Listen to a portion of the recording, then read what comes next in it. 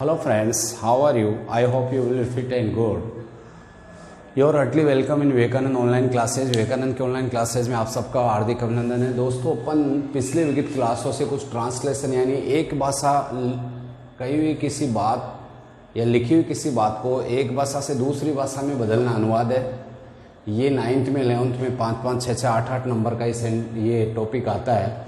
पर जनरली वैसे भी हर क्लास में अपन को बहुत सारी इंग्लिश लेटर, निबंध, क्वेश्चन आंसर सब जगह बनानी पड़ रही है। तो सब जगह अपन कभी भी दोस्तों टेंसों से ही इंग्लिश नहीं बना सकते।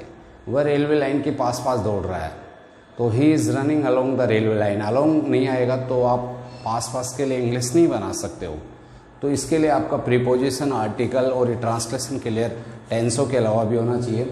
यहाँ मैं WH वर्ड फैमिली को एक बार फिर से डिस्कस करूँगा क्योंकि these are very important for us. ये हमारे लिए बहुत ही महत्वपूर्ण है।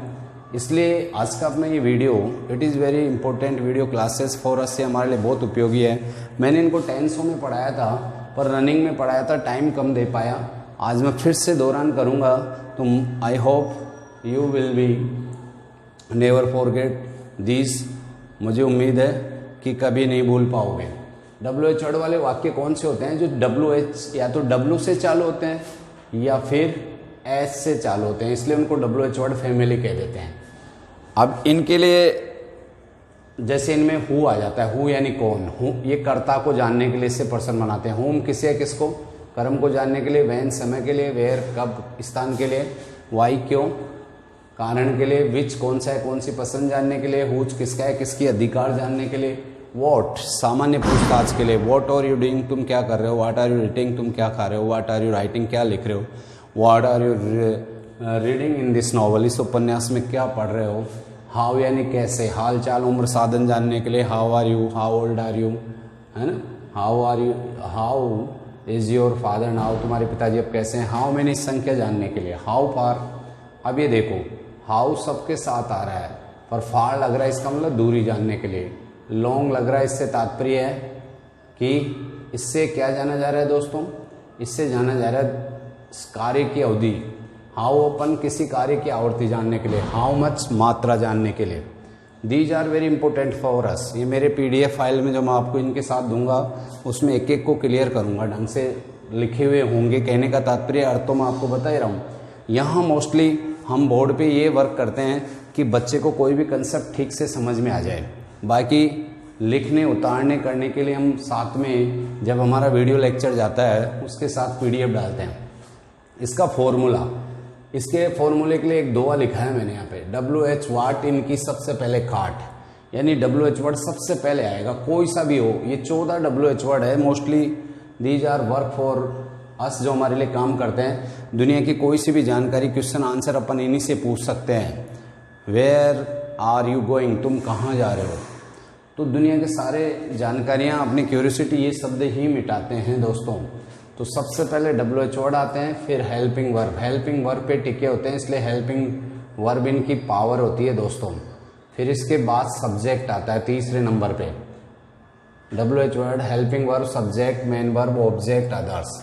ये यहाँ से पीछे वाला जो सेंटेंस है ये तो हेल्पिंग वर्ब से बनने वाले प्रश्नवाचक वाक्यों में भी देखा है। आपने देखा होगा दोस्तों दुनिया में प्रश्न दो ही तरीके से बनते हैं, सहायक क्रिया से एक तो, और एक बनते हैं WH वर्ड से। किताबों के पीछे, ग्रामरों में, कहीं पर भी देख लो, ये दो ही तरीके होते हैं। तुम्हारी 2 बुक है तो दोनों बुकों में इनकी संख्या जनरली कम होती है। 10% पर्सन ही बनते हैं और ये 90% बनते हैं दोस्तों।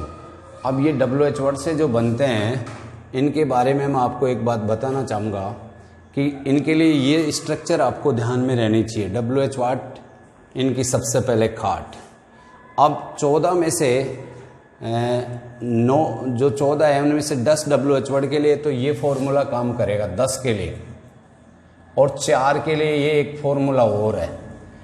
इसमें और इसमें ये फ़र्क है कि इसमें हेल्पिंग वर्ब आ रही है WH वर्ड के तुरंत बाद, और इसमें हेल्पिंग वर्ब तीसरे स्थान पे जा रही है। यहाँ ऑब्जेक्ट आ रहा है। ये जो ऑब्जेक्ट है वो उठ के यहाँ आ जाएगा दोस्तों।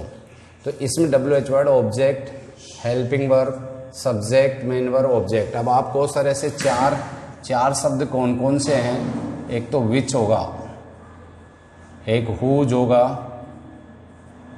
और एक हाउ मेनी होगा, जिनमें नीचे वाला, और एक हाउ मच होगा, जिनमें ये नीचे वाला फॉर्मूला काम करेगा। और बाकी इसके अलावा हु, हुम, व्हेन, वेयर, वाई, इन सब में ऊपर वाला फॉर्मूला काम करेगा। जैसे ये मकान किसका है?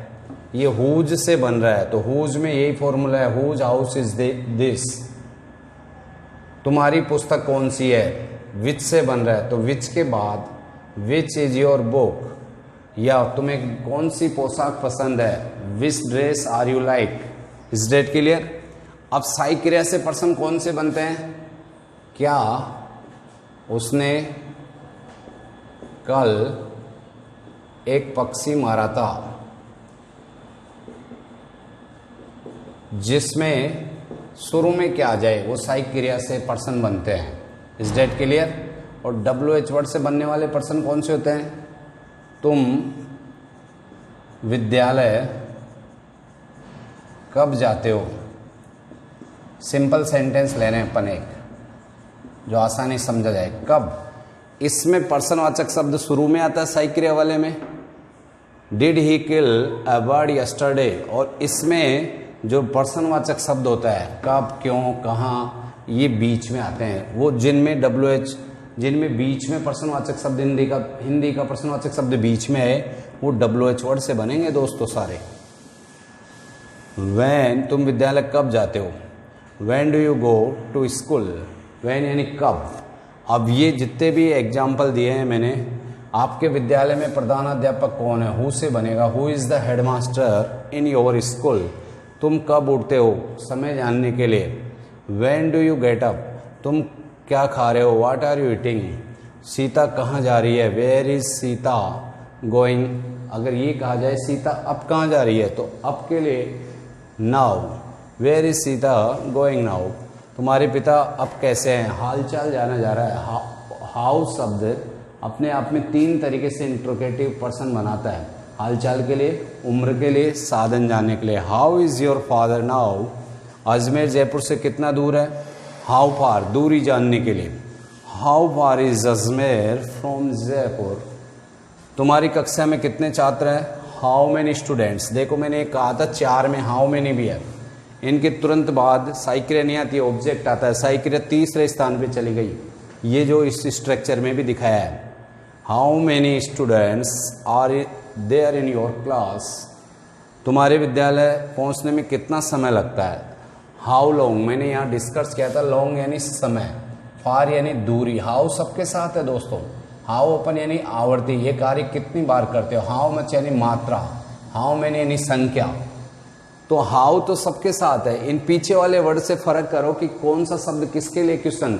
जब हाउ मेनी आ जाए तो जरूर संख्या जानने के लिए पर्सन बनाया जाएगा। इससे हाउ फार आ रहा है तो इसका मतलब दूरी पूछने के लिए क्वेश्चन बनाया जाएगा। हाउ लॉन्ग यानी समय की अवधि, कार्य की अवधि, कार्य कितना समय चलेगा। हाउ ओपन यानी कोई कार्य कितनी बार हो रहा है, इसकी जानकारी के लिए पर्सन बनाएंगे इससे। हाउ मच मात्रा या संख्या मात्रा जानने के लिए। जैसे how much milk do you want daily, तुम रोज कितना दूध चाहते हो। तो इसमें भी हाउ मच मिल्क आ रहा है, तो मिल्क पहले आ रहा है क्योंकि हाउ मच भी इन 4 शब्दों में है, जो WH वर्ड के तुरंत बाद ऑब्जेक्ट लाते हैं। हेल्पिंग वर्ब तीसरे नंबर पे आ जाती है। तो how long do you take to reach school. आपका सेंटेंस था तुम्हें विद्यालय पहुंचने में कितना समय लगता है। How long do you take to school. तुम कल अनुपस्थित क्यों थे, कारण जानने के लिए। Why were you absent yesterday, तुमने कल बच्चों को क्यों पीटा था। Why were you beat the boys yesterday. Why were you beat the children, बच्चों के लिए चिल्ड्रन। तुम्हारी घड़ी में क्या समय हुआ है। What is the time by your watch. इन दोनों स्ट्रक्चर से जितने जी में आए जितने सेंटेंस बना सकते हो। तुम्हारी पुस्तक कौन सी है। Which is your book. इस ग्लास को किसने तोड़ा। Who broke this glass. इस क्वेश्चन को कौन हल कर सकता है। Who can solve this question. तुम कहाँ रह रहे हो। Where are you live at this time. इस समय तुम कहाँ रह रहे हो। जितने जी में आए जितने सेंटेंस बनाओ। तुम कल अजमेर क्यों गए थे। Why are you going to Ajmer yesterday. Is that clear. ये WH वाले हैं, इनका मैं PDF आपके साथ डालूंगा। स्ट्रक्चर क्लियर होनी चाहिए और इनका अर्थ क्लियर होना चाहिए। किस स्थिति में आप सही क्रिया से प्रश्नवाचक शब्द बनाते हुए मैंने बताया, जब शुरू में प्रश्नवाचक चिन्ह आ जाए, प्रश्नवाचक शब्द आ जाए, और कब WH वर्ड से बनाएंगे, जब बीच में प्रश्नवाचक शब्द आए, शुरू में ना आकर बीच में आए, उस स्थिति में। 10 के लिए ये सूत्र काम करेगा, टोटल 14 इंट्रोगेटिव वर्ड है, और 4 के लिए नीचे वाला सूत्र काम करेगा। 4 कौन से हैं ये मेरे PDF में भी ढंग से मैंने मेंशन कर रखा है। Best of luck, go ahead.